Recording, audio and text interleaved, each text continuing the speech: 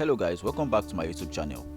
Africa's $2.3 billion Lobito railway project is an ambitious railway project that spans 3 countries, linking Congo and Zambia in Africa's copper flush heartland to Angola's Atlantic coast via a network of 2,600 kilometers of railway line.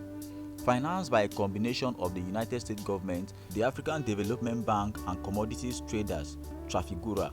The project stands out as the biggest concrete move by the United States government to counter China's dominant position over the market for critical metals in Africa.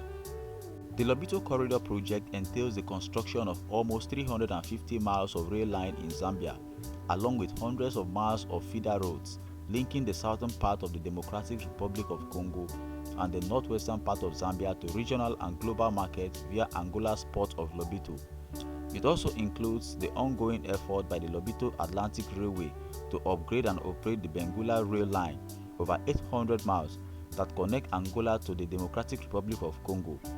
When completed, the project will expand an economic corridor connecting all 3 host countries to the world, potentially lower costs for business and advance the shared vision of connected, open access rail from the Atlantic Ocean to the Indian Ocean.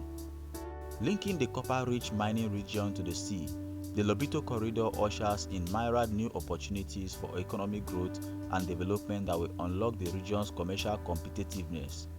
This infrastructural investment is a powerful catalyst for the establishment of small businesses along the railway transport route, fostering local economic growth.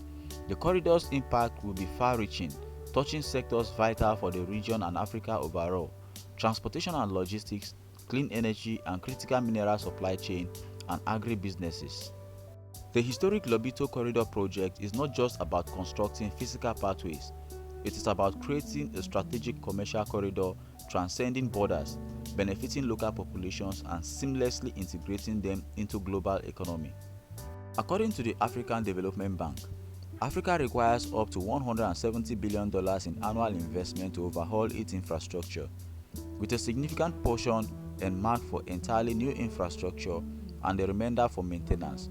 With 28 African countries having doubled their populations in the last 30 years and amid prediction that 26 more African countries will double their population in the coming 30 years, infrastructure investment in Africa is imperative.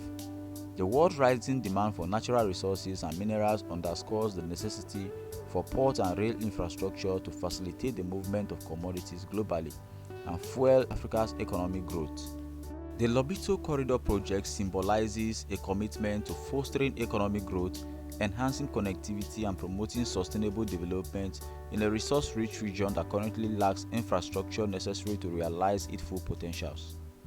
The project takes a unique approach by leveraging global partners such as the United States government and the European Union, which have unified their efforts, including through jointly initiating feasibility studies for the groundbreaking Greenfield rail line expansion between Zambia and Angola, collaborating with the Trans-Africa Corridor.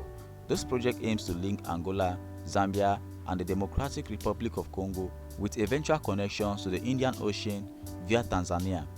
The US government and the European Union have also partnered with the African Development Bank and African Finance Corporation to inject over $1 billion into phase 1 of this visionary project.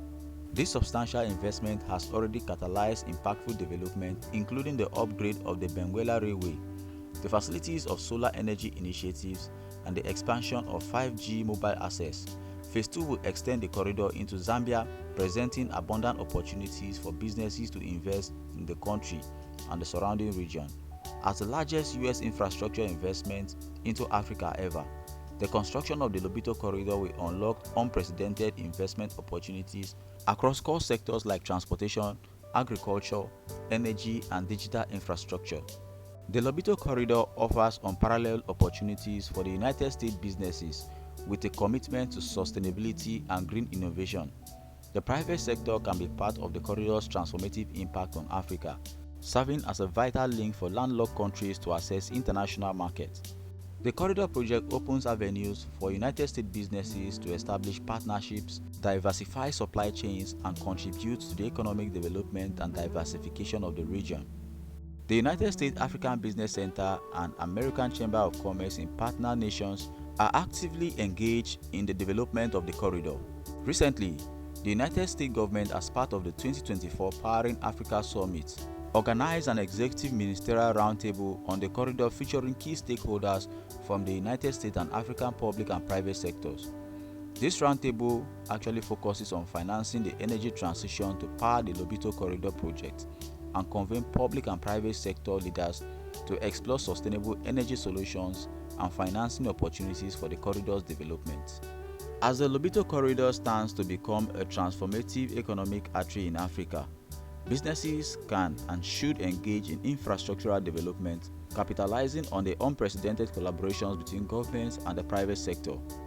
The corridor signifies a shift towards sustainable development and is a testament to the power of public-private partnerships in fueling economic growth and prosperity.